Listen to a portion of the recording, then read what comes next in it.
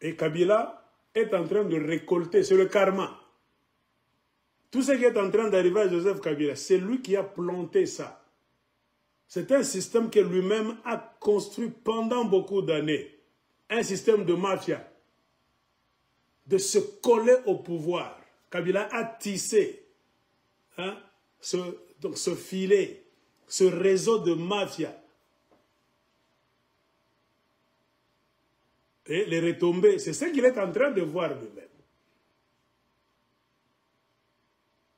C'était tellement facile de respecter les Congolais et leur pays.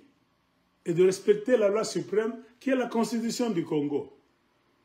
C'est-à-dire, tu arrives à la fin, respecte les choses qui se font, car ce n'est pas le pays privé de ton père, ni ton pays privé. Pas d'acrobatie. Organise une élection claire et nette. Toi, tu es en train de partir. Pourquoi faire des acrobaties? Tu as fait tous tes mandats. C'est-à-dire, tu n'es plus éligible.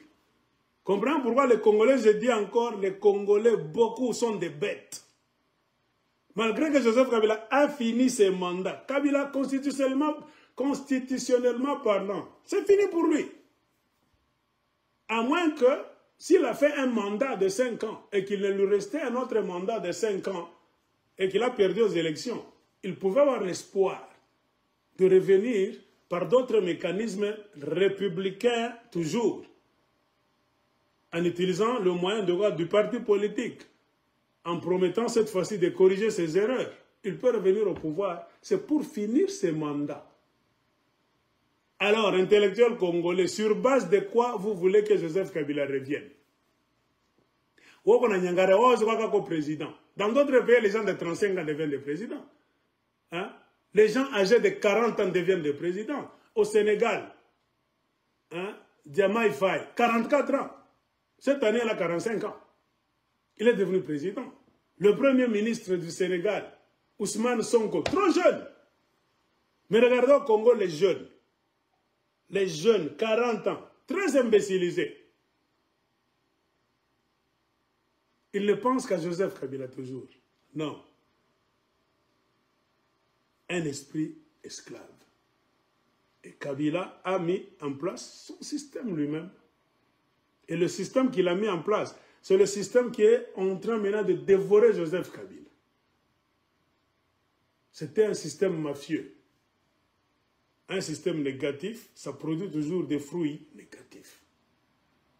C'était très simple d'organiser les élections. Je suis partant. Pourquoi des acrobaties? Pourquoi des entourloupettes? Non, moi je suis en train de partir.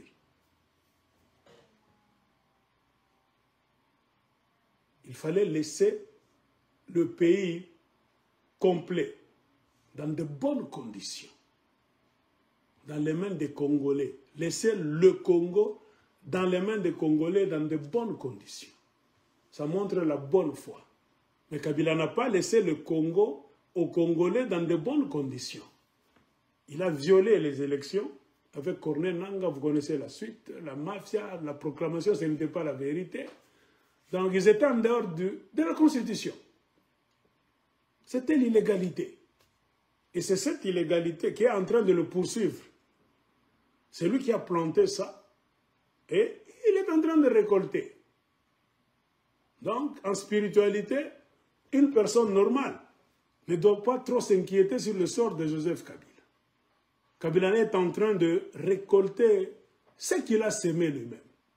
Et qui sème le vent, récolte la tempête.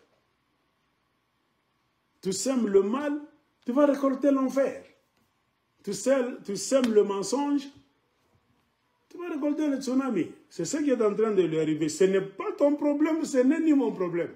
C'est pour cela que j'ai toujours dit aux gens, laissez Kabila mourir de sa belle mort. Point barre.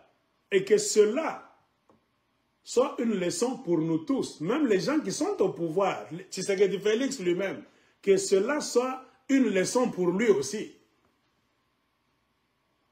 Il voit comment Mobutu a fini. C'est pour ça que moi je vous dis que vous connaissez l'histoire de votre pays. Hein? Vous ne connaissez pas l'histoire de votre pays. Il n'y a pas d'excuse. Le même système de s'accrocher au pouvoir. Regardez comment Mobutu a été chassé comme un vagabond. Mobutu fuyait comme ça quand les petits soldats Kadogo entraient. Sa vie était misérable. C'est la vie de Joseph Kabila. C'était misérable ce type-là. Il devient maintenant un sans-logis, SDF, sans domicile fixe. Parce qu'il voulait être trop malin. Il voulait piéger le Congo pour que ça soit pour lui et pour les FCC, les mafieux avec lesquels il a dirigé le pays, avec l'espoir de bloquer le processus de développement politique du pays pour qu'eux seulement continuent à contrôler le Congo. C'est ça la crise que nous avons aujourd'hui. Kabila est à la base. La base, c'est Kabila.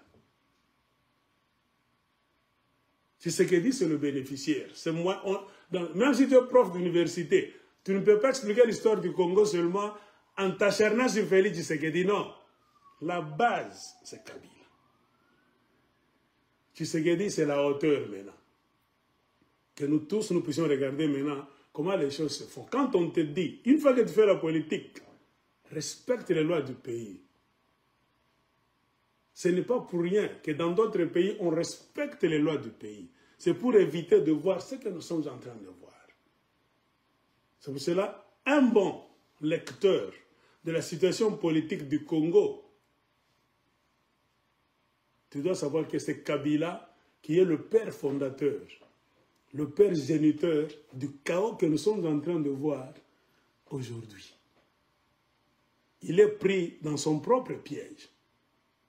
Tel le prix qu'il croyait prendre. Tout le système qu'il avait mis en place avant de partir, ça n'a pas marché.